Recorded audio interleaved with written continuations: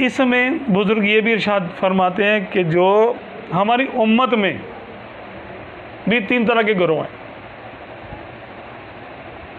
एक जो आप सल्लल्लाहु अलैहि वसल्लम के कमालात का इनकार करता है कलमा पढ़ने के बावजूद, खवारिज का गिरोह, ये अदावत वाला है। जो मोज़ा आप सरकार का बताएंगे नहीं, को हदीस बता दें, ये ज़ईफ़ है। एक दफ़ा तो बड़ा एक अजीब सा मामला हुआ। मेरे घर पर एक शख्स को लेकर आए, मेरे एक दोस्त था मेरा, कहने लगा यार इसको थोड़ा समझाओ। मैंने कहा भाई कौन है ये, क्या हुआ? वो आ गया और उसने बोला कि भाई देखें जी, पहले तो मैं सुन्नी बरेलवी था, ठीक है, फिर मैं बाद में देवबंदी हो गया। अच्छा, फिर कहना फिर मैं अहले हदीस हो गया। मैंने कहा अच्छा। कह रहा है उसके बाद मैं अहले कुरान हो गया। अच्छा जी। अब कह रहा उसके बाद मैं, अब मेरा मसलक मज़हब जो है वो सही हदीस है। मैंने कहा अच्छा, आपको अरबी आती है? कह नहीं, अरबी तो मुझे नहीं आती। मैंने कहा माशाल्लाह आपने इतनी तहकीक कर रखी है, चारों खाने आप घूम के आ गए, आपको तो अरबी आती। तहकीक किस चीज़ की आपने? और सही हदीस? मैंने कहा हदीस किसे कहते हैं? क्या पता बेचारे को हदीस किसे कहते हैं। मैंने कहा लेकिन आपको अरबी नहीं आती है, तो कुरान और हदीस तो सारा अरबी में है, तो आपने तहकीक कैसे की? कहता बस दिल में आता भाई ये सही है ये नहीं है। मैंने कहा अच्छा चलो मैं आपको एक रिवायत जो है ना बताता हूँ। मैं इसको उर्दू में कहा कि देखो भाई, शैतान जो है वो देखो पूरी रूए ज़मीन का चक्कर आने वाहिद में लगा लेता है। कहने लगा हाँ ये बात तो है।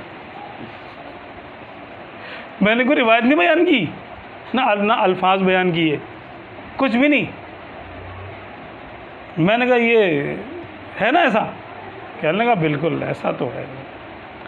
मैंने कहा अच्छा, और आका दो आलम सल्लल्लाहु अलैहि वसल्लम के बारे में ये आता है कि इन्नल्लाह ज़वाली अल अर्द। अब मैंने उसके अल्फाज पढ़े, हदीस बाकी अल्फाज पढ़े, तबारानी शरीफ की रिवायत है, इन्नल्लाह ज़वाली अल अर्द, कि अल्लाह तबारक व तआला ने मेरे लिए ज़मीन को समेट दिया।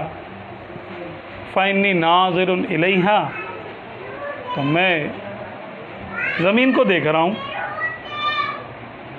व इला मा हुवा काइनुन फ़ीहा इला यौमिल क़ियामती, और वो भी देख रहा हूँ जो इसमें क़यामत तक होने वाला है, अभी हुआ नहीं, होगा।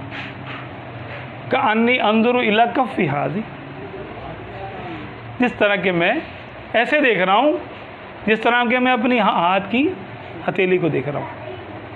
आप यकीन करें, छूटते उसने बोला यह हदीस तो मुझे ज़ईफ़ मालूम हो रही है।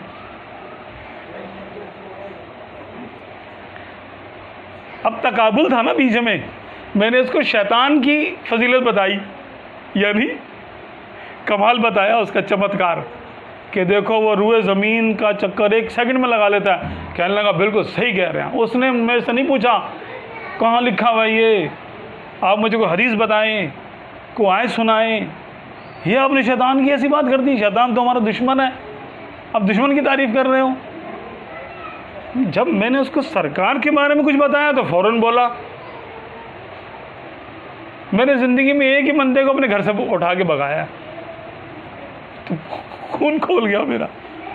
मैंने कहा भाई तू तहकीक कर, तू अल्फाज नहीं जानता, तू किसी से पूछ ले कहाँ लिखा है क्या नहीं लिखा, इसके रिजाल पे बात करो, सनद पे बहस करो, कुछ तहकीकी बात करो।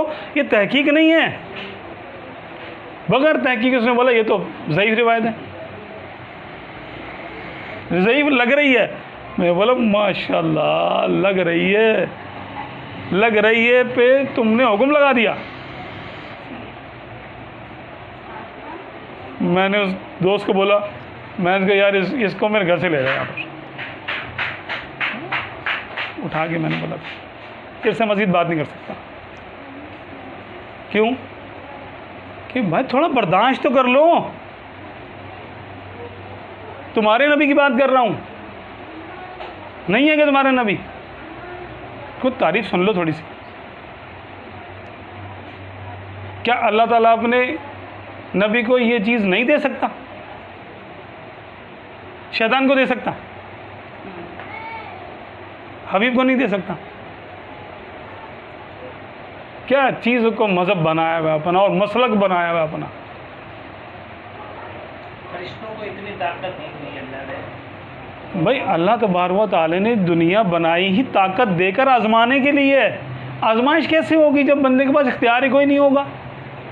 बंदे को कत्ल करने की उसने दी है, ताकत दी है कि तुम चाहो तो एक दूसरे को कत्ल भी करो, और करते हैं लोग, रोज़ करते हैं। मुमीत तो वो है, मारने वाला तो कौन है? वो खुद है। बंदों को क्यों ताकत दे दी उसने? जिंदा करने की ताकत नहीं दी? ईसा अलैहिस्सलाम क्या करते थे? और लोगों ने भी किया है, लेकिन चलो ये तो कुरान पाक में है ना, जिंदा करते थे कि नहीं?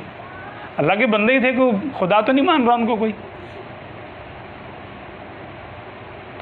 तो बंदे जिंदा करना ये कोई खुदाई, कोई वो नहीं है कि ये कोई और नहीं कर सकता।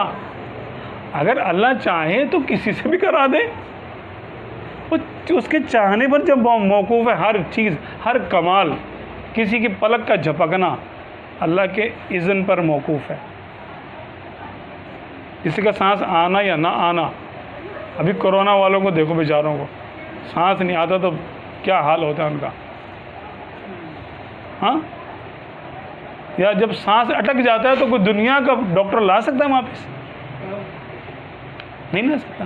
जैसे फरिश्ता ही जान डालता है और फरिश्ता ही जान डालते हैं, फयुनफ़ख़ु फ़ीही रूह हो, है ना, उसमें रूह फूंकी जाती है, फरिश्ता रूह फूंकता है उसके अंदर, फरिश्ता रूह कब्ज़ करता है, तो फरिश्ता खुदा हो गया।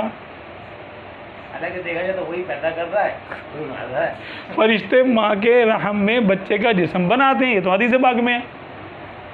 माँ की मिट्टी लेते हैं जहाँ पर उसने दफन होना है, माँ की मिट्टी लेके उसको बनाते हैं। तो बना भी रहे हैं, फूंक मार के ज़िंदा भी कर रहे हैं और रूह खींच भी रहे हैं, फिर भी वो खुदा नहीं है। खुदा में और मखलूक में एक फ़र्क है। जिसको ये समझ में आ गया वो सारे सवालों से निकल आएगा। वो क्या है? कोई कितना ही बड़ा हो जाए, मुर्दे भी ज़िंदा करे ना, उस वक्त तक खुदा नहीं हो सकता जब तक वो किसी का मोहताज है।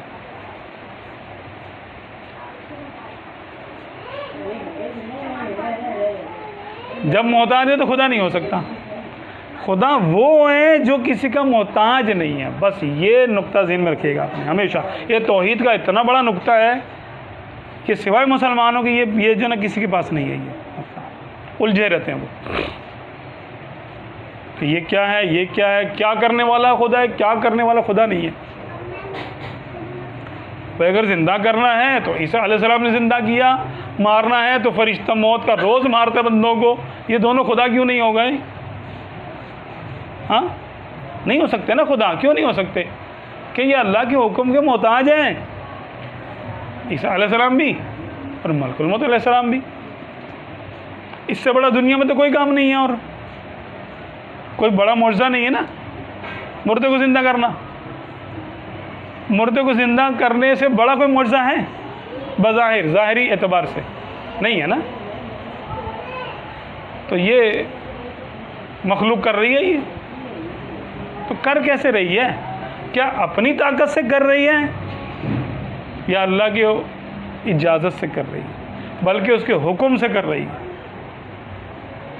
अगर हमारे और कुफ़ार के दरमियान फ़र्क यही है कि काफिर चीज़ों को मुतसर्रिफ मानते हैं, अपने देवी देवताओं को। वो कहते हैं खुदा ना भी चाहे तब भी ये मेरा फला मंदा ये काम कर देगा, मेरा ये खुदा है ये काम कर देगा, खुदा चाहे या ना चाहे। माअज़ल्लाह माअज़, ये कुफ्र है। अल्लाह की मर्ज़ी के ख़िलाफ़ किसी को कुछ मान लेना शिर्क है। कुछ भी मान लेना, उसको मौजूद मान लेना भी शिर्क है कि इसका कोई वजूद भी है। कोई वजूद नहीं किसी का, वजूद सिर्फ रब ताला का है, वहदतुल वजूद। जिसको उसने वजूद बख्शा उसका वजूद है, जिसको उसने ताकत दी उसके पास ताकत है, जिसको उसने इल्म दिया उसके पास इल्म है, जिसको उसने ज़िंदा किया वो ज़िंदा है, जिसको उसने मुर्दा कहा वो मुर्दा है, जिसको उसने जो कह दिया वो वही है। बस किसी का अपना कोई स्टेटस नहीं है, कोई हालत नहीं, कोई इख्तियार नहीं, ना इल्म ना इख्तियार ना ज़िंदगी ना बहुत कुछ भी नहीं है किसी की, जब तक अल्लाह ताला का इज़्न और इरादा ना हो। बस इसलिए अल्हम्दुलिल्लाह हमारे आका सल्लल्लाहु अलैहि वसल्लम ने इरशाद फरमाया कि मुझे तुम पर शिर्क का खौफ नहीं है। क्यों? अरे जब हम सरकार को खुदा नहीं मानते तो फिर किसी और को कैसे मानेंगे यार? अल्लाह के बाद तो मखलूक में सबसे बड़ा कौन है? अल्लाह तो मखलूक में नहीं है ना, वो तो वराउल वरा कि उसको तो कोई हम तो मखलूक आपस की बात कर रहे हैं, तो मखलूक है। मखलूक में सबसे बड़ा कौन है? अगर मुसलमान किसी को खुदा मानते मखलूक में, माअज़ल्लाह तो सरकार को मानते, इन्हीं से सबसे ज़्यादा प्यार करते हैं ना। इनको जब नहीं मानते तो फिर किसी और को कैसे मान सकते हैं?